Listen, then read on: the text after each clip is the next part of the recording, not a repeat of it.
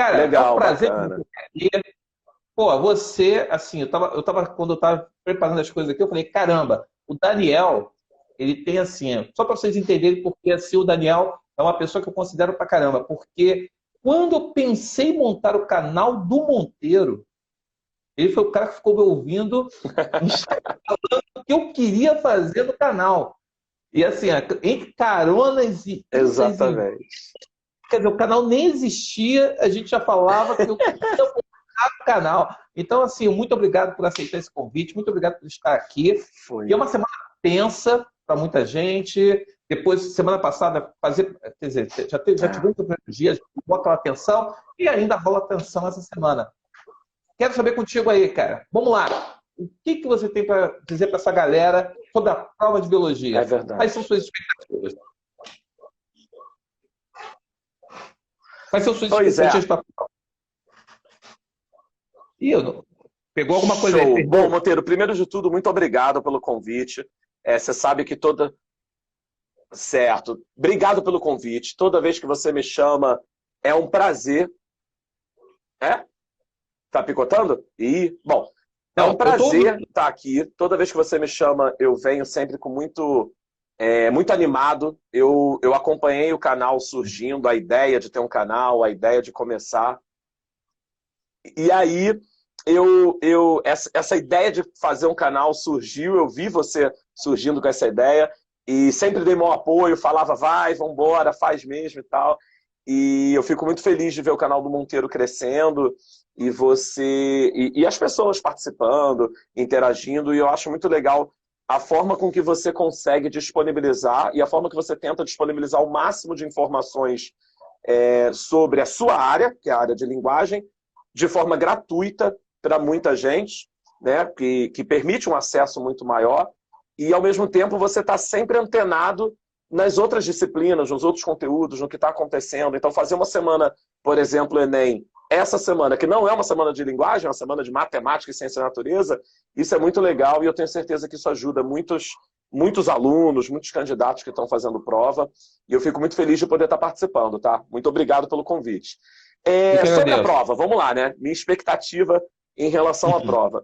A, a gente, a gente sabe que a prova do Enem, nos últimos anos, tem sido cada vez mais conteudista. A verdade é essa, né?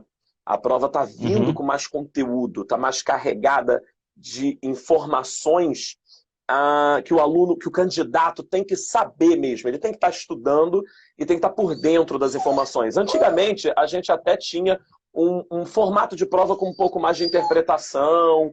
A prova, a gente tinha mais interpretação e um pouco mais, talvez, até daquelas questões onde você olha uma tabela, da onde você olha um infográfico, né? E você consegue tirar dali a resposta e tal. Continua tendo questões assim, né? A prova de ciências da natureza, a química, a física e a biologia, elas continuam exigindo do candidato realmente até porque faz parte dos parâmetros curriculares que estão sendo exigidos, né? Então faz parte do saber que o aluno tem que trazer para aquela prova, faz parte das competências que o Enem exige, você interpretar o gráfico, interpretar a tabela, né? Interpretar essas informações que o problema te dá. E isso é muito comum nas questões de química, física e de biologia, né? E isso continua, ainda está ali a interpretação. Porém, junto à interpretação, atrelado à interpretação, a prova tem sido muito mais conteudista. Tem sido assim sempre e não vai ser diferente. Ano passado, a prova de biologia foi assim. Tivemos 16 questões de biologia. Há uma coisa interessante que vale lembrar, que normalmente biologia e química apresentam 16 questões cada uma, e a física vem só com 13. Normalmente é assim. A física vem um Uhum. pouquinho menos, não vem certinho 15, 15, 15. Em alguns anos isso Interessante. muda um pouco, mas no geral a física vem com um pouquinho menos de questões e a biologia e a química vem com mais questões. Quase sempre tem sido assim. E Aham. o que acontece? O que eu espero da prova mesmo, né? Falando de expectativa, uma prova que vai vir carregada de conteúdo. É uma prova que vai ter questões mesmo que o aluno vai ter que saber o conteúdo, vai ter que ter estudado.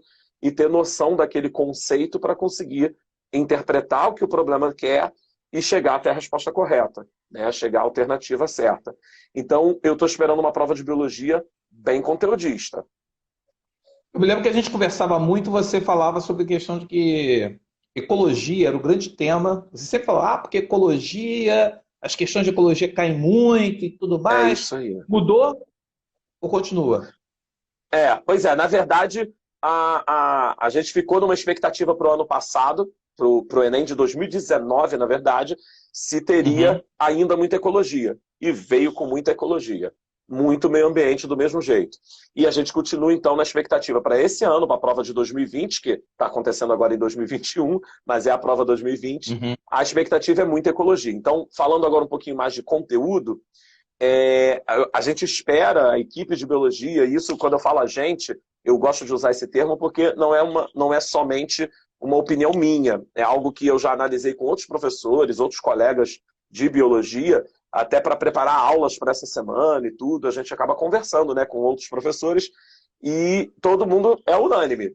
Ecologia é um assunto que tem que saber.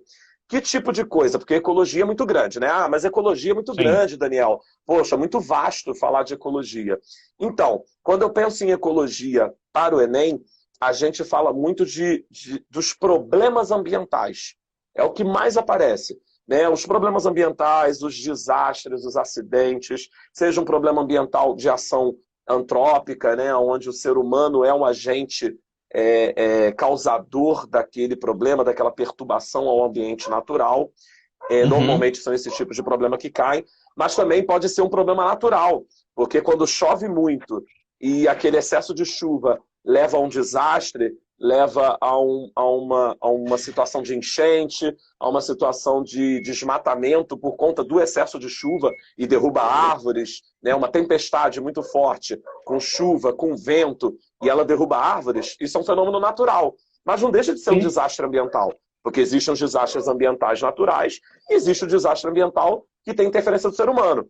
É diferente quando você vê um acidente na encosta do morro, após uma Aham. chuva forte, um temporal, e que às vezes aquela encosta do morro ela desmorona, né? E acaba, enfim, infelizmente, levando a acidentes mais sérios, como morte das pessoas, né? Derrubar casas, moradias. E normalmente esse tipo de situação tem uma ação humana que desmatou aquela encosta. Foi lá e provocou um desmatamento Isso. naquela encosta.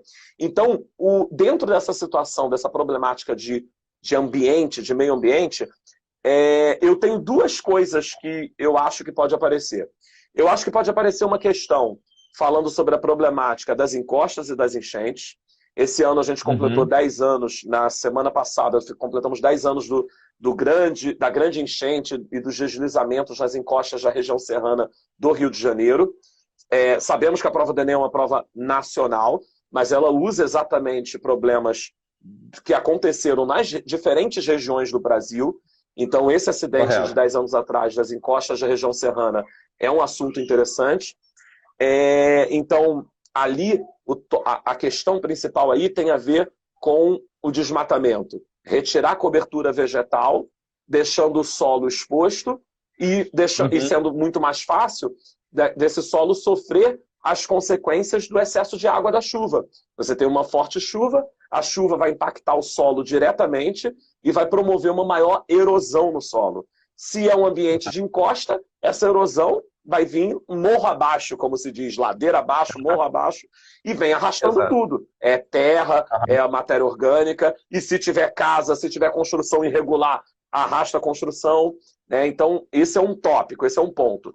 E um segundo ponto dentro dessa problemática ambiental foram os grandes incêndios. Vivemos em 2019 muitos incêndios ambientais, né? Regiões do Uhum. Pantanal pegando fogo, né? E muito mais incêndios do que o normal, né? Muito mais incêndios do que o padrão, vamos dizer assim, porque tem uma questão que já caiu no Enem e já caiu em vários vestibulares sobre a situação do Cerrado, que tem essa facilidade de ter incêndios no Cerrado, né? Existe essa Sim. facilidade dos incêndios no Cerrado.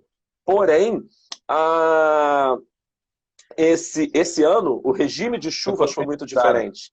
E aí você teve uma temporada de seca muito maior, e teve muito mais incêndios acontecendo na região do Cerrado.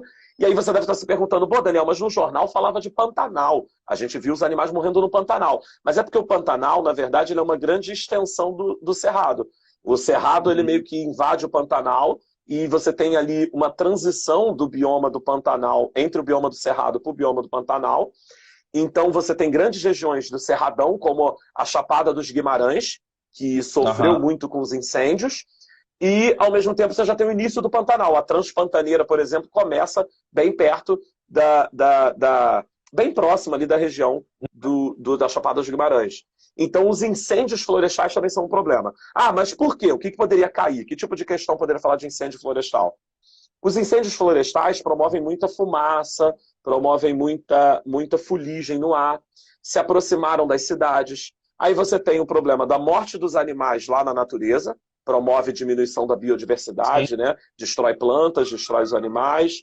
E você tem a fumaça chegando nas cidades, que pode ter o problema social do fogo chegar muito perto das cidades, mas também a fumaça e a fuligem que leva a problemas respiratórios, né? E aí você aumenta demais as doenças respiratórias, inclusive o próprio coronavírus. O Covid-19 é uma doença respiratória e pode sim ter sido potencializado nas cidades e nos distritos da região do Pantanal próximas aos incêndios, ter tido maior número de casos de coronavírus, talvez por conta dessa fragilidade do sistema ao respirar muita fuligem, muita fumaça, né?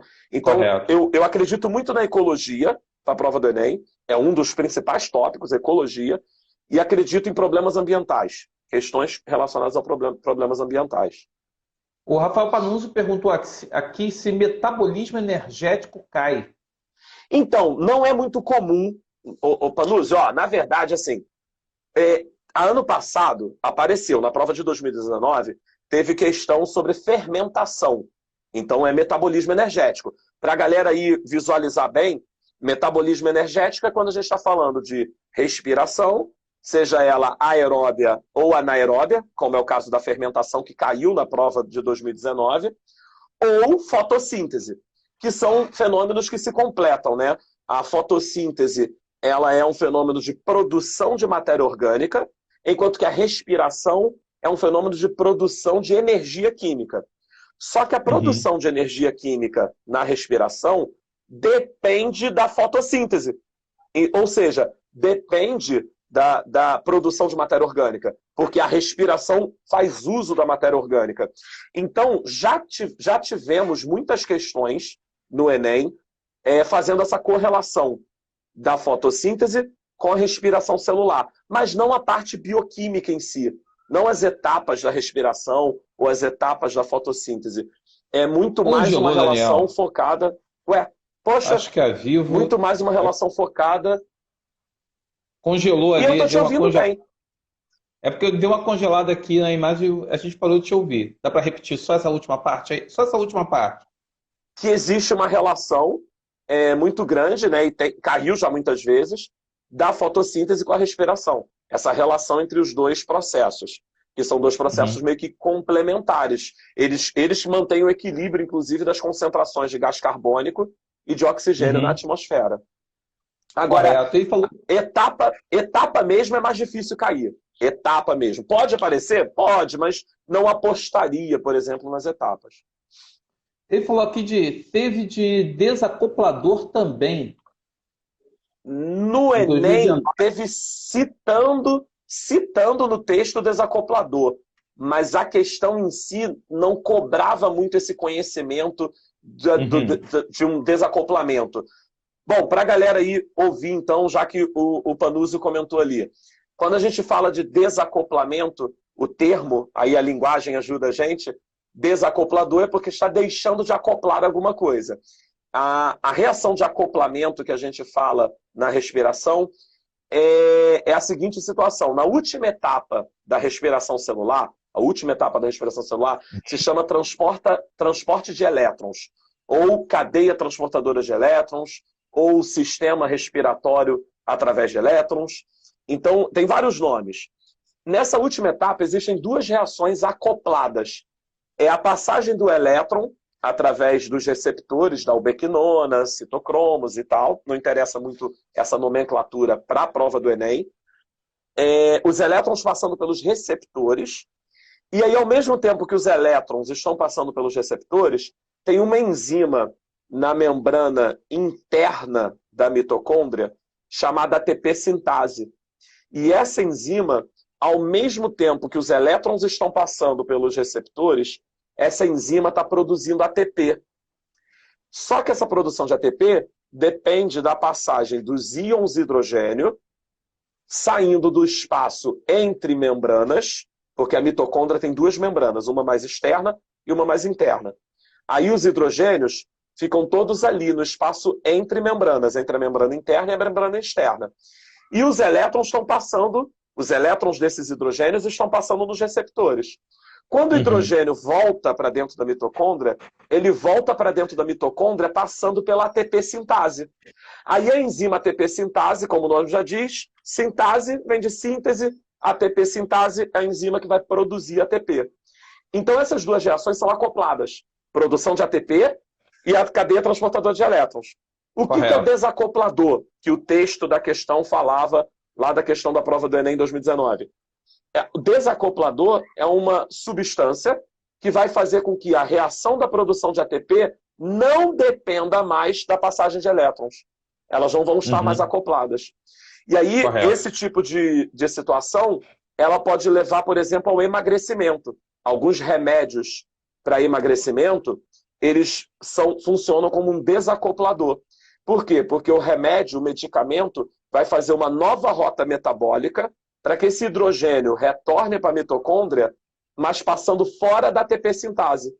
E aí, se o hidrogênio passa fora da ATP sintase, não tem produção de ATP. O corpo, então, é enganado. O corpo fica enganado, começa a cada vez mais querer produzir ATP, porque não está tendo ATP. Então, se está em baixa de ATP, ele começa a querer produzir mais. Só que, na verdade, não está tendo produção de ATP, mas está tendo a queima, normalmente, dos elementos, porque está tendo um desvio da rota, está tendo um desacoplador.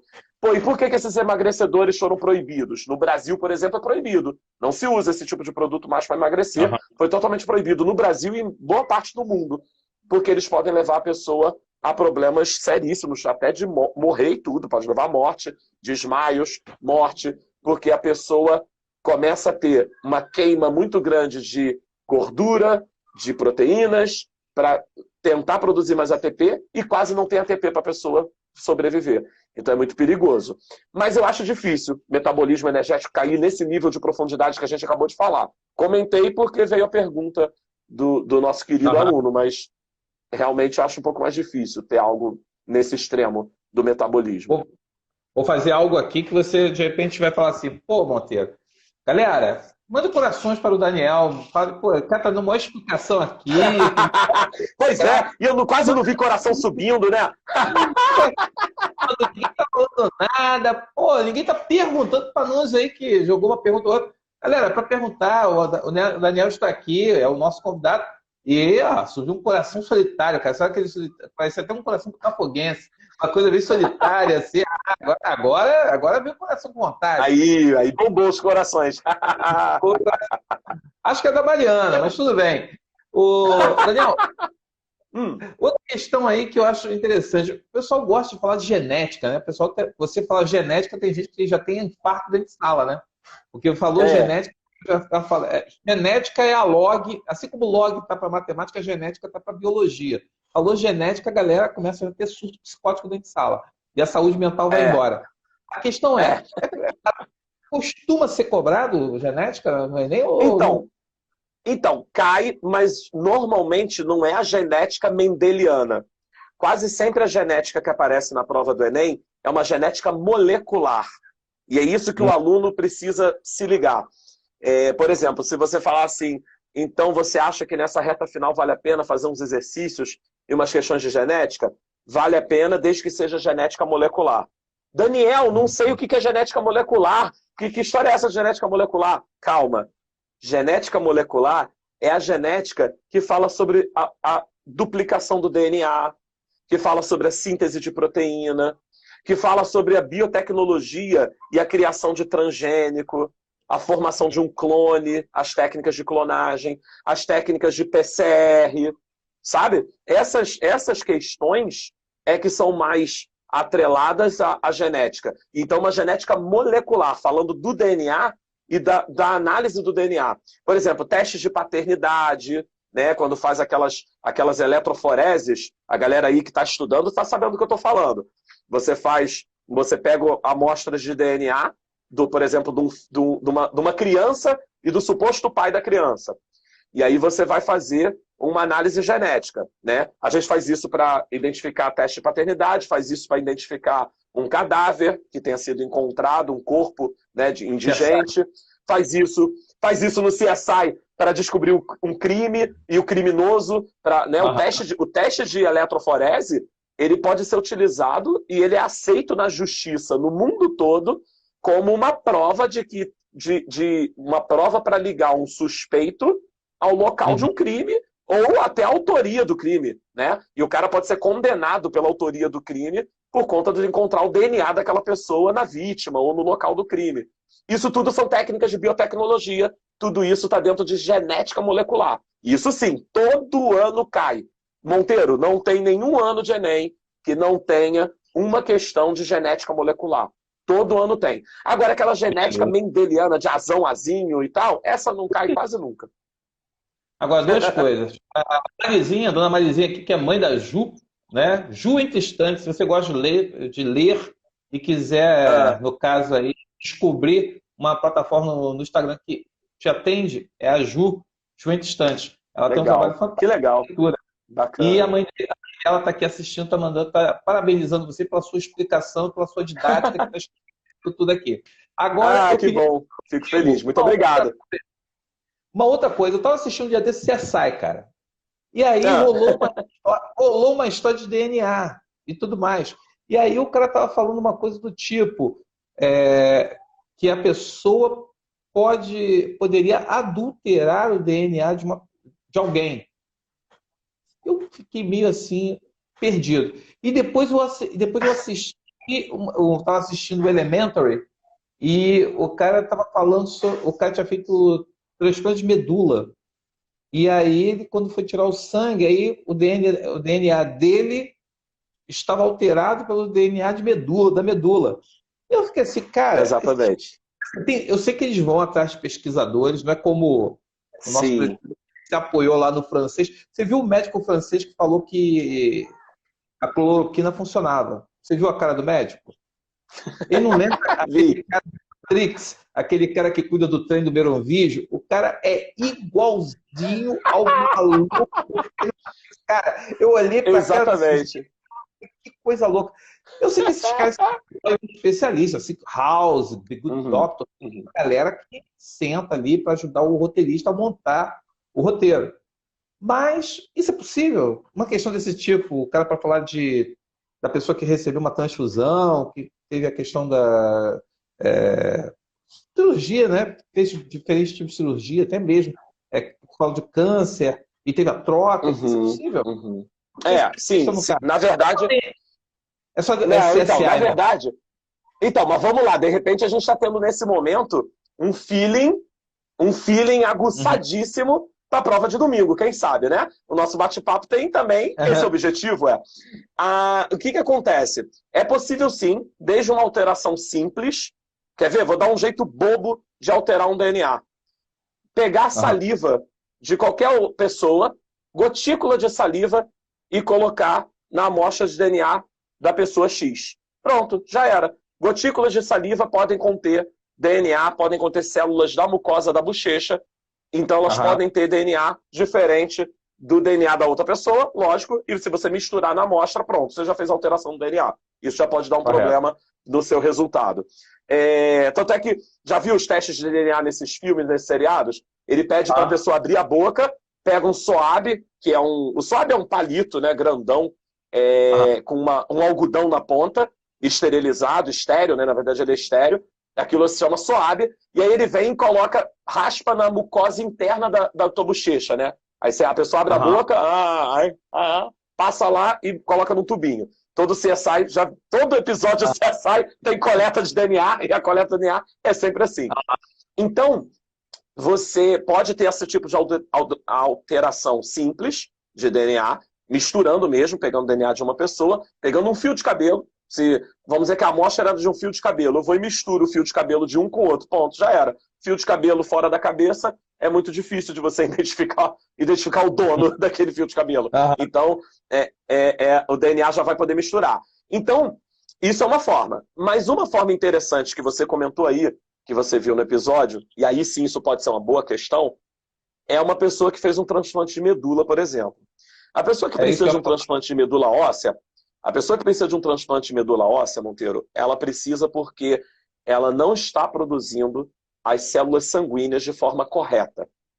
Uhum. A gente tem um conjunto de células chamadas células-tronco, que são muito famosas e tal, porque elas são células que elas não são diferenciadas. O que isso quer dizer? São células que elas têm capacidade de se diferenciar formando outros tipos de células. Lá no embriãozinho, quando ele começa a se formar no ventre materno, esse embrião apresenta células-tronco que a gente chama de pluripotentes, que são células-tronco capazes de, se dividir em muitos e muitos e muitos tipos de células. Então ele pode dar origem a praticamente todas as células do tecido. Depois, conforme o feto se desenvolve, a gente passa a ter células-tronco no cordão umbilical, só que totipotentes, ou seja, células-tronco que têm menor capacidade de diferenciação. Elas podem se diferenciar, mas é um número um pouco mais restrito de células.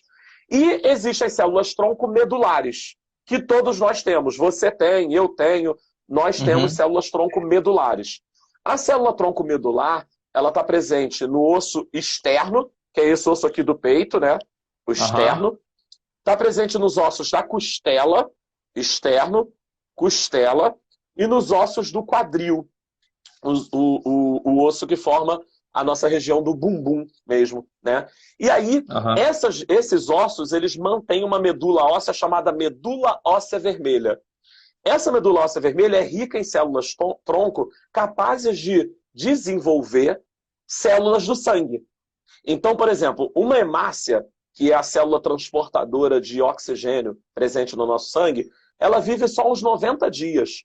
Então, uma hemácia nasce, uns 90 dias ela fica ali trabalhando, carregando oxigênio, depois ela morre, ela vai ser eliminada, e aí existe todo um esquema, mas não cabe agora, todo um esquema para eliminar essa célula, só que eu não posso perder essa célula, essa hemácia, se não tiver uma nova hemácia no lugar.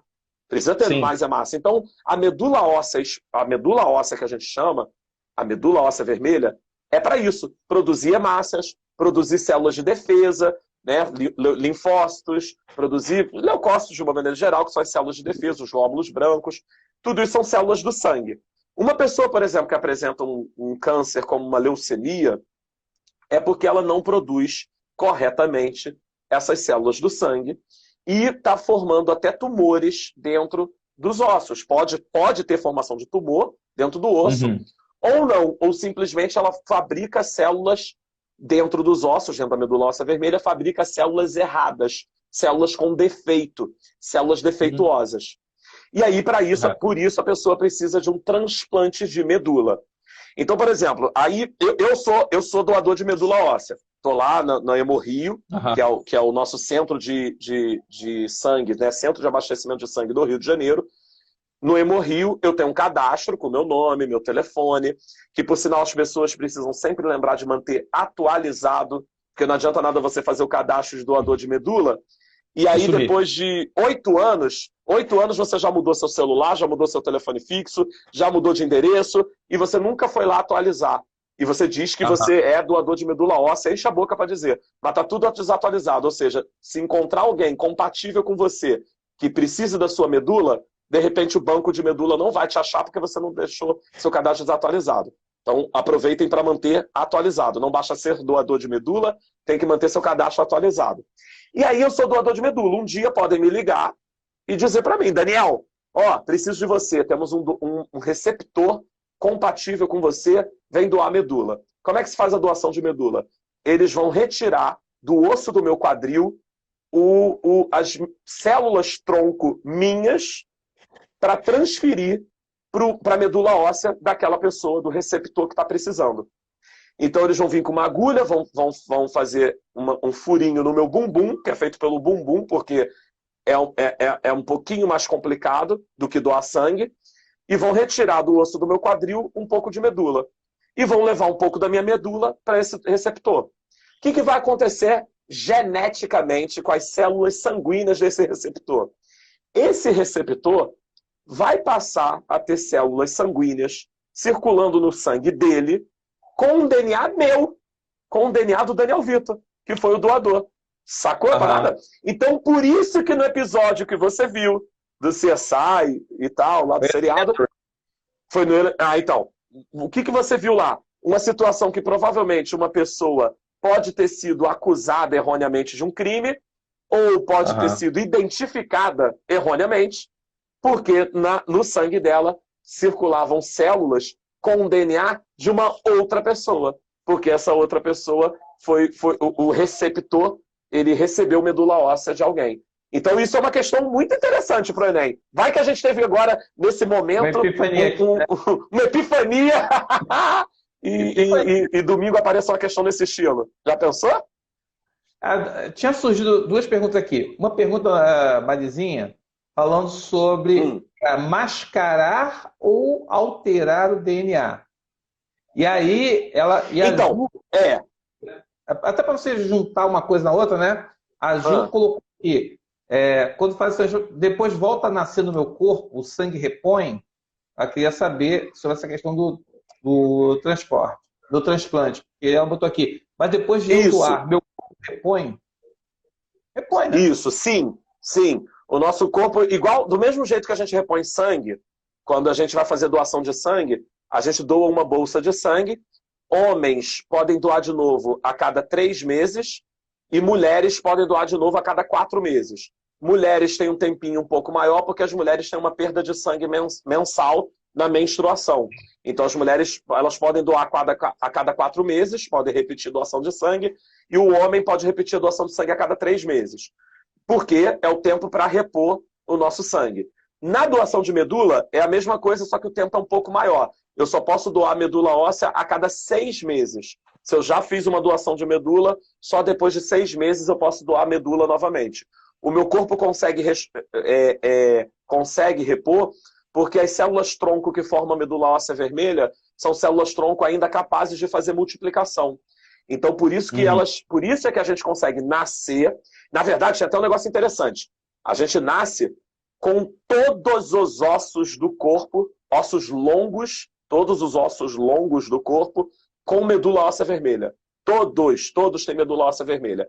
Depois, com o tempo, a gente vai perdendo. Lá ali, na fase da pré-adolescência, para virar adolescente, a gente começa a perder, porque vai se formando medula óssea amarela, que é a medula óssea que serve de armazenamento de energia, guarda gordura lá dentro. É aquilo que a gente chama de tutano. Você come lá no osso do boi, né? Não, porque a criança estava fraca e o médico recomendou fazer sopa com tutano, para comer o tutano do osso do boi. Isso tem a ver com a energia, a quantidade de lipídio, de gordura e até de enzimas e alguns aminoácidos que tem ali e que vão fortalecer. Aí o osso da criança vai perdendo a medula óssea amarela, vai perdendo a medula óssea vermelha e vai formando mais medula óssea amarela. Por isso que fica restrito no osso do externo, costelas e o osso do quadril. Entendeu? Mas quando o bebezinho tem medula óssea vermelha. Mas por quê? Vamos lá. Por que isso? Por que tem essa diferença? Tem essa diferença porque no bebê ele tá em crescimento. Ele precisa de muito mais sangue para poder sustentar esse corpo que está ficando maior. Então o coração está aumentando, o corpo está aumentando, o sistema circulatório está maior, então precisa de mais medula óssea vermelha para que possa repor e produzir mais sangue. Quando você vai chegando na pré-adolescência, adolescência, você vai atingindo mais ou menos ali um tamanho quase adulto. Né? Eu, por exemplo, atingi 1,80 m com 15 anos e nunca mais cresci. Continuo com 1,80 m desde os 15 anos. Então, você precisa de menos produção sanguínea no seu organismo. Por isso que fica restrito a essas regiões. Porém, vai o tempo todo se multiplicar e a gente vai continuar podendo doar a medula tranquilamente para ter essa multiplicação. E a outra dúvida, tinha essa dúvida de repor, e teve uma outra dúvida. DNA, que era do mudar Desculpa. ou mascarar. Era a questão do mudar ou isso, alterar ou mascarar o DNA. Nessa situação desse exame, por exemplo, o que aconteceu foi que houve foi uma situação de mascarar o DNA. Por que mascarou? Porque você verificou o DNA a partir de uma fonte. Qual foi a fonte? Foi o sangue, células sanguíneas, e como essa pessoa que estava sendo feito o exame para identificar tinha recebido um transplante de medula, acabou mascarando o DNA dela, mas não alterou. Ela continua tendo o DNA dela em todas as outras células. Correto. Mas na medula óssea, ela passou a ter misturado, porque ainda existe medula óssea dela, produzindo células sanguíneas, mas existe agora uma boa quantidade de medula óssea do doador, bem maior até, porque por isso que ele precisou de doação, né? Ele precisava da medula óssea do doador, e aí acaba mascarando o DNA. Daniel, a gente começou a falar aqui, entrou para DNA, CSI, aquela coisa, parece aquele papo só de professor, né? E a gente começa a falar uma coisa, vai levando... Vai levando assim, a outra. Uma coisa leva a outra. Mas assim, se você tivesse que apostar, além desses assuntos que você colocou aí, o que você acha assim? Por exemplo, na prova de linguagens caíram 3 autores que não caíam há muito tempo. Assim, muita gente foi surpreendida pelos autores, pelos textos. Certo. Assim, o que você acha que vale a pena o aluno que está aí pensando na prova, o que vale a pena o aluno ainda dar uma olhada, fazer um exercício para essa prova de domingo? Certo. Então, vamos lá. Vou repetir aqui o que a gente já falou no começo, vai que alguém está ouvindo só agora. Ecologia, problemas ambientais. Vai dar uma lida em problemas ambientais. Destruição de biomas brasileiros. Queimadas no Pantanal, queimadas no Cerrado. Dá uma verificada nos problemas de recursos hídricos também, né? A gente teve complicações sérias com falta de água e agora vários estados e vários municípios no Brasil preocupados em falta de água durante esse verão, né? Então, é sempre importante ver problema ambiental. É lógico que dentro de ecologia ainda tem muito mais coisa que pode cair, mas eu digo problemas ambientais, relações ecológicas, que são as relações entre os seres vivos, mutualismo, protocooperação, tudo isso é bom dar uma verificada. E dentro ainda de ecologia, ciclos biogeoquímicos. A interação que existe do ciclo do nitrogênio com o ciclo do carbono, ciclo do oxigênio, isso tem que ser visto na ecologia. Vale muito a pena ver isso essa semana. Tem que ver, porque todo ano cai. Desde que o Enem passou a existir, desde 1998, da primeira prova do Enem, que tem esse tipo de assunto. Então, isso aí tem que olhar. Aí, os outros tópicos. Vale a pena dar uma verificada em biotecnologia, que é a genética molecular. Então, verificar DNA, síntese proteica, né? Funções do RNA mensageiro, funções dos tipos de RNA. A gente tem RNA mensageiro, RNA transportador, RNA ribossômico. Tem que dar uma olhada em RNA, DNA, porque essa genética molecular costuma cair. Essas questões de biotecnologia com testes de DNA, teste de paternidade, teste de identificação de DNA, na verdade, né? Porque não é só teste de paternidade. Teste de paternidade é um tipo de teste, mas identificação de DNA de uma maneira geral é muito importante. Aí, coisas que a gente não comentou aqui, mas que vale a pena dar uma olhada. Questões de adaptações. Como assim adaptação? Adaptação, Monteiro, é algo que o ser humano ele vê isso o tempo todo e sabe o quanto é importante a gente saber se adaptar e se adequar a diferentes momentos da nossa vida, certo? Do mesmo jeito, todas as plantas, todos os animais, todos os seres vivos também precisam se adaptar às mudanças. O ambiente natural, ele é vivo. A natureza é viva. Então as coisas vão mudando. Conforme o mundo vai mudando, a seleção natural de Darwin também vai mudando aquilo que ela quer selecionar. Se ontem, num passado num passado, a seleção natural deu preferência a um determinado grupo de plantas que são bem adaptadas a uma grande disponibilidade de água, por exemplo, Sim. hoje, de repente, aquele ambiente agora está passando por períodos de seca.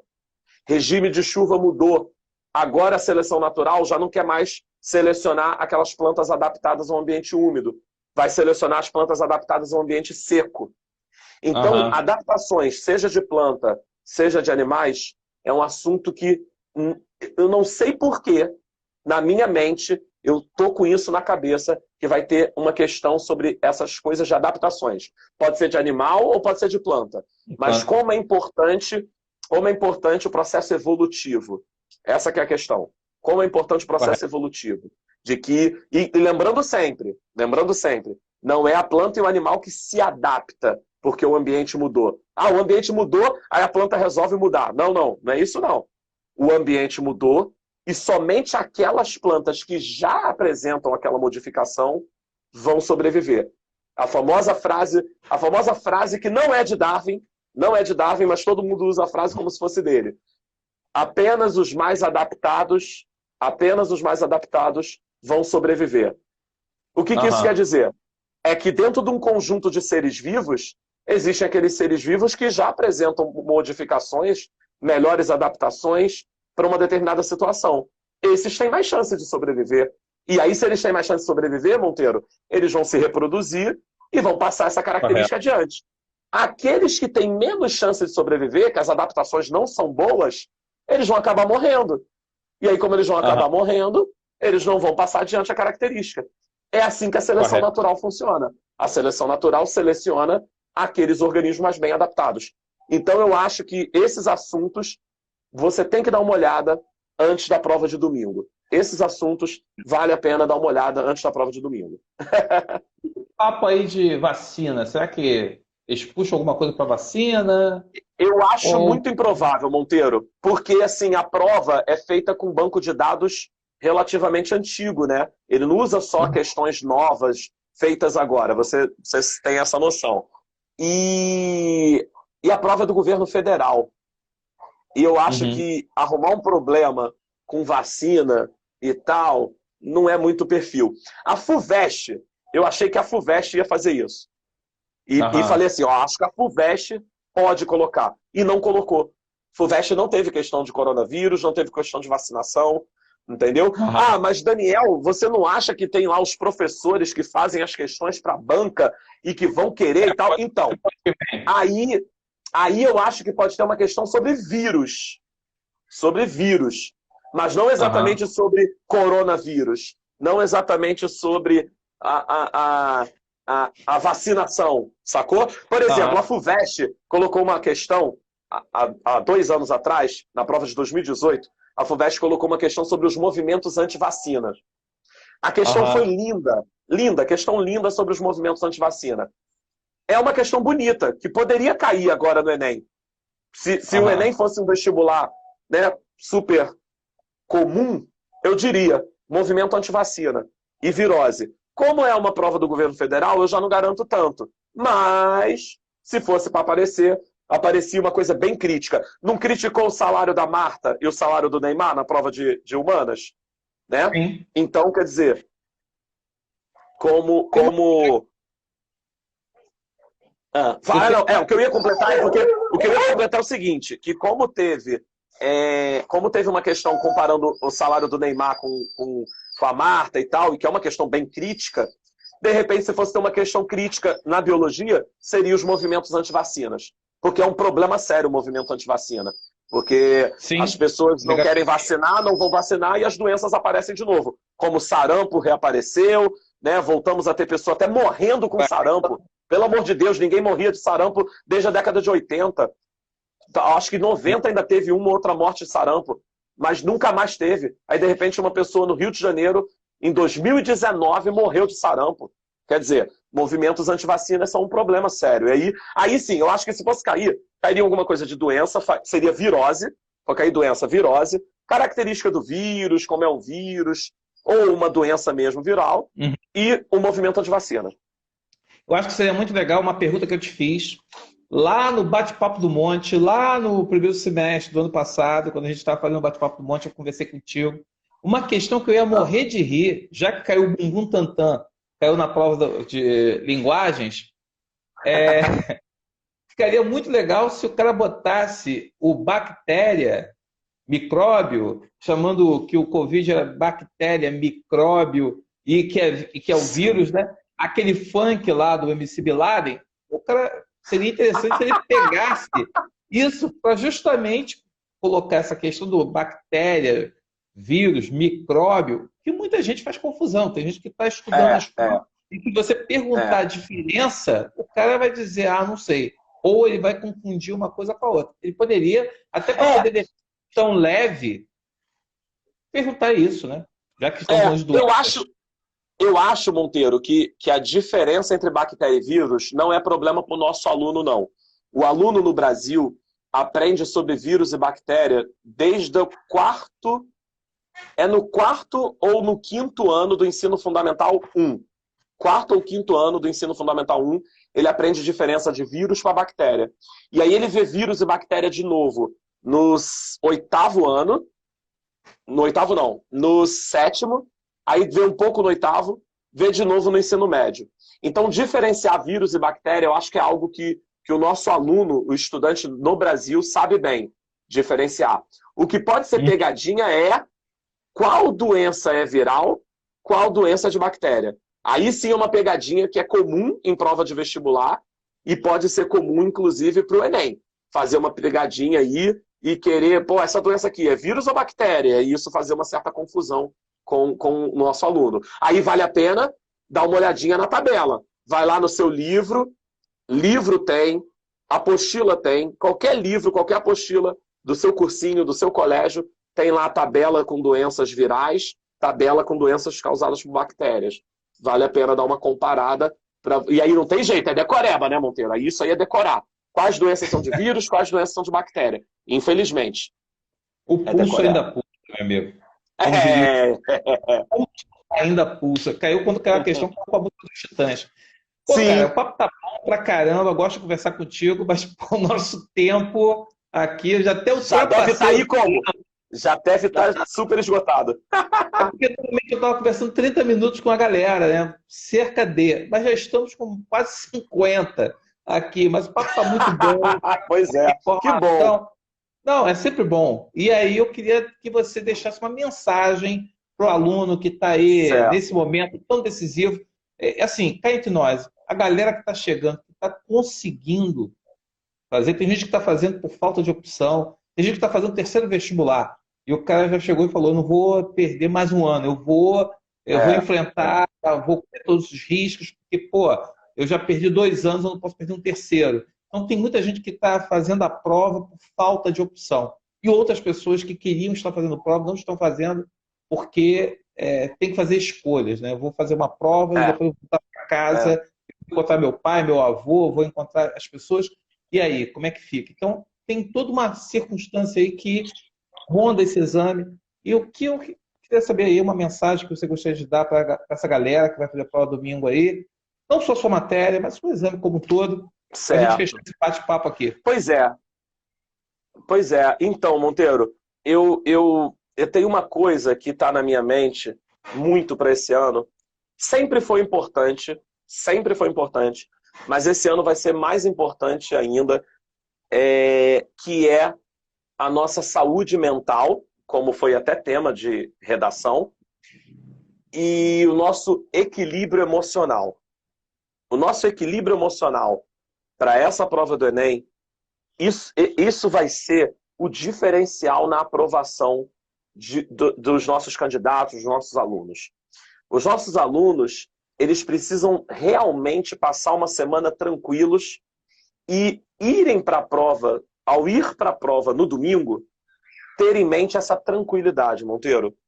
Então, muito mais do que conteúdo, muito mais do que a gente está aqui pontuando que na biologia pode cair isso, pode cair aquilo, não deixa de ler isso, não deixa de ler aquilo, é tentar manter a mente saudável e estar emocionalmente bem para a prova. Porque foi um ano muito difícil para todo mundo, né? Não importa se você é de colégio particular, se você é de colégio público, foi um ano difícil, ponto. Foi um ano muito difícil. Foi um ano difícil para nós, professores, foi um ano difícil para os alunos.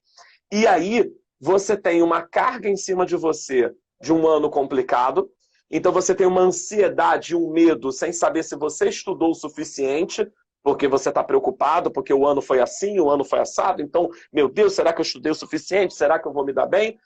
Aí você já fez a prova de domingo passado, ou seja, você já começou a prova do Enem. Nesse momento você está fazendo a prova do Enem. Começou domingo passado e vai terminar no próximo domingo. E o que você mais precisa nesse momento? Equilíbrio emocional. Está com a mente tranquila. E como é que eu posso fazer isso, Daniel? Porque é muito fácil falar. Mas como é que eu posso estar com a mente tranquila emocionalmente? Essa semana é importante demais fazer algo que você goste todo dia. Todo dia você tem que fazer alguma coisa que você goste. Você tem que estudar todo dia, fazer questões todos os dias. Isso você não pode deixar de fazer. Fazer questões, treinar. Tem física, tem química, tem biologia e tem matemática. Então tem que fazer questões, tem que treinar.